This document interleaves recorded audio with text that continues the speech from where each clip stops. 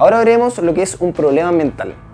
Un problema ambiental es cuando la relación entre hombre y naturaleza se ve afectada. Si esta relación es considerada por suficientes personas como negativo, ahí estamos enfrente efectivamente a un problema que tiene que ser solucionado. Entonces, viendo este ejemplo acá, estos gráficos, la sociedad interviene en el ambiente físico, biótico y abiótico, y en caso de ser significativo, este repercute en la misma sociedad. La relación de un problema ambiental entre la sociedad y el ambiente físico, biótico o abiótico tiene lo que se llama el efecto boomerang.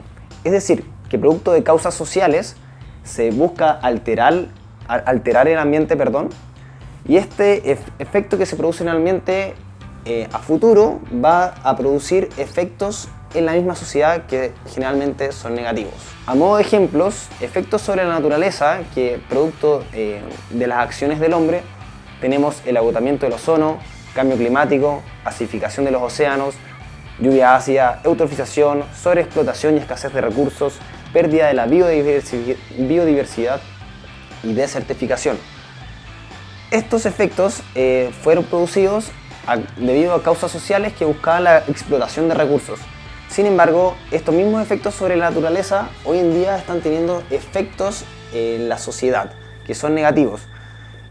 Estos efectos en su mayoría son socioeconómicos, donde podemos identificar la pobreza, inequidad en acceso de recursos, por ejemplo en zonas de África o aquí mismo en Sudamérica, saneamiento, seguridad alimentaria y desplazamiento de comunidades o civilizaciones a otras zonas porque ya donde se encuentran simplemente no se puede evitar debido a la dificultad de acceso a recursos. Ahora, los problemas ambientales que se asocian a la emisión de vehículos a combustión son los siguientes: cambio climático, lluvia ácida, acidificación de los océanos, ozono troposférico y smog y calidad de aire. Como vimos antes, las emisiones del vehículo a combustión están directamente relacionadas con las problemáticas ambientales. Aquí lo que hicimos fue mostrar un gráfico con la relación de los distintos contaminantes del vehículo a combustión con su relación sobre la problemática ambiental. Por ejemplo, el dióxido de carbono tiene directa relación con el cambio climático, la generación de lluvia ácida y la acidificación de los océanos.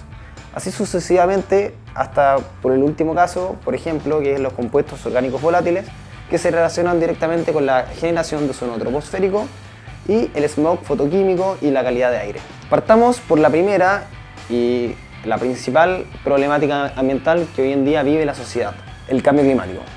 ¿Qué es? El cambio climático hace referencia a la variación del clima del planeta producto de las acciones del ser humano. Si bien el cambio climático se ha dado en la historia del planeta, por ejemplo, la última glaciación que terminó hace 10.000 años atrás, este cambio climático se producía en forma natural y en forma muy lenta. Es decir, la temperatura del planeta iba variando a una tasa casi mínima, pero en forma constante que produjo estos episodios. Ahora, ¿cómo se produce el cambio climático? El cambio climático se produce por el conocido efecto invernadero, que a su vez provoca el calentamiento global. En este diagrama vemos que el efecto invernadero provoca el calentamiento global y todo este conjunto son los precursores del cambio climático. Ahora, ¿dónde podemos ver el cambio climático? Hoy en día cada vez es más visible, lo vemos en los veranos que cada vez son más largos, en las olas de calor y olas de frío que se vienen cada vez más intensas, disminución de los caudales de los ríos, etc. Derretimiento de glaciares, desertificación, frecuencias de catástrofes naturales extremas, cada vez los tornados son más intensos y más reiterados, por ejemplo, inundaciones y desapariciones de especies. ¿Qué es el efecto invernadero? El efecto invernadero es la retención de energía proveniente del Sol que se produce debido a compuestos presentes en la atmósfera. ¿Cuál es el proceso? Bueno, efectivamente el Sol emite radiación solar que llega a la Tierra y primero parte de esta radiación solar es reflejada por la atmósfera de vuelta al espacio, aproximadamente 1/3 de la radiación solar. El resto atraviesa la atmósfera y llega efectivamente a la superficie de la Tierra, donde se absorbe energía y se emite de vuelta en dirección a la atmósfera. Y aquí es donde entran a actuar los gases de efecto invernadero o los compuestos presentes en la atmósfera que producen el denominado efecto invernadero. ¿Qué hacen? Esta radiación solar que proviene de la superficie en dirección hacia el espacio nuevamente se interceptan con estos gases de efecto invernadero, donde absorben energía infrarroja y remiten esta energía, esta radiación solar, de vuelta hacia la superficie de la Tierra. De la misma forma que ocurre en un invernadero en la casa o en el campo, en donde la radiación solar atraviesa este típico nylon de plástico y la energía queda retenida dentro del invernadero. Por eso generalmente cuando uno entra en un invernadero hace mucho más calor que afuera de este. De esta misma forma o del mismo modo ocurre a nivel planeta, donde en este caso el nylon plástico transparente pasarían a ser los gases de efecto invernadero. Es decir, la radiación solar atraviesa la atmósfera, rebota en la superficie, se devuelve, choca con los gases de efecto invernadero, se absorbe energía infrarroja y esto lo devuelve en la superficie, y así esto provoca que se aumente la temperatura y se produzca la consecuencia, que es el calentamiento global. Como dijimos antes, el efecto invernadero se produce por gases presentes en la atmósfera.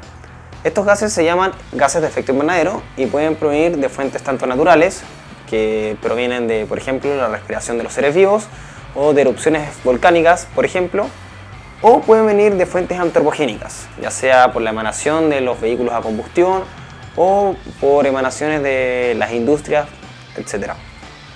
Ahora, las emisiones de gases de efecto invernadero provenientes de fuentes antropogénicas producen lo que se llama hoy en día el calentamiento global, ya que se escapa del proceso natural de calentamiento o enfriamiento del planeta. Cada gas de efecto invernadero tiene un distinto potencial de calentamiento global. Lo que se hace hoy en día es que se estandarizó esta medida en base al potencial de calentamiento global del dióxido de carbono. Esto se puede evidenciar en la siguiente tabla, que muestra los principales gases de efecto invernadero presentes hoy en día en la atmósfera. Por ejemplo, vemos que el metano, CH4, tiene un potencial de calentamiento global de 25. ¿Qué quiere decir esto? Que una molécula de metano tiene el mismo potencial de calentamiento global que 25 moléculas de dióxido de carbono. Para el caso de los CFC, o conocidos como clorofluorcarbonos, el potencial de calentamiento global de estas moléculas, presentes antiguamente en los aerosoles de los desodorantes, es inmenso. Es decir, por una molécula de un CFC equivale a emitir 15.000 moléculas de dióxido de carbono en cuanto al potencial de calentamiento global. También en esta tabla podemos ver la contribución real de cada gas de efecto invernadero. Y claramente el que más incide de todos estos es la emisión de dióxido de carbono a la atmósfera. En este gráfico acá podemos ver la evolución de las emisiones de gases de efecto invernadero de fuentes naturales y antropogénicas a lo largo de la historia. Este gráfico parte del año 0 y se puede visualizar que estas emisiones se han mantenido constantes hasta la aparición de la primera, segunda revolución industrial y los últimos años de desarrollo, donde han aumentado considerablemente las emisiones de este tipo de gases. Los gases de efecto invernadero propios de un vehículo a combustión son, en primer lugar, el vapor del agua, que tiene un potencial de calentamiento global mucho menor que el dióxido de carbono. En segundo lugar está el dióxido de carbono, tercer lugar metano, cuarto lugar óxido de nitroso. Pero también hay otro gas de efecto invernadero, que es el ozono a nivel troposférico, que se produce por la reacción de otros contaminantes que libera el vehículo a combustión, que en este caso serían los óxidos de nitrógeno con los compuestos orgánicos volátiles. Estos dos gases reaccionan frente a la presencia de luz ultravioleta y generalmente en altura, y producen el ozono troposférico, que también es un gas de efecto invernadero. En este gráfico acá se puede observar la distribución y la evolución de las emisiones de gases de efecto invernadero netamente del sector transporte. Primero que nada, este gráfico parte desde 1970 y tenemos que respecto al año 2010 ya se ha duplicado, más de duplicado, las emisiones de gases de efecto invernadero de este sector. Por otra parte, tenemos que hoy en día los vehículos terrestres son los mayores responsables de las emisiones de este sector, con un 72% de las emisiones de gases de efecto invernadero.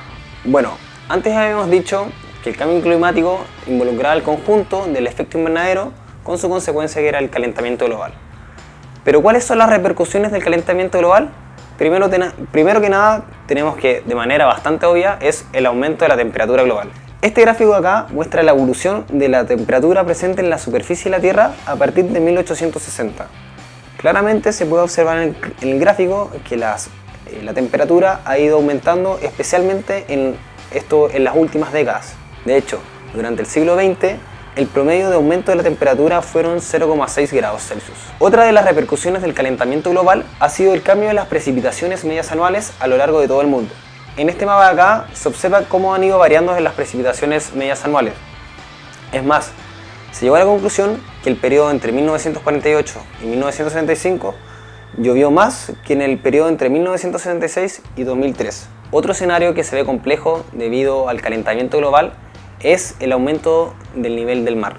Lo anterior se debe al aumento de la temperatura, que ha traído como consecuencias la expansión térmica de los océanos por dilatación volumétrica, y por otro lado el aumento del nivel del mar debido al derretimiento de los campos de hielos presentes en los polos. En efecto, si ustedes observan esta tabla, se puede ver claramente cómo ha ido aumentando el nivel del mar. Durante todo el siglo XX, en total, el nivel del mar aumentó 18,5 centímetros. Un aumento acelerado del nivel del mar generaría inundaciones en las partes bajas y altas de la zona costera, afectando principalmente a las edificaciones y a los habitantes de la zona. Por otra parte, aumentaría la erosión de estas zonas costeras, así como se vería gravemente afectada la salinidad de los ríos y acuíferos de la zona.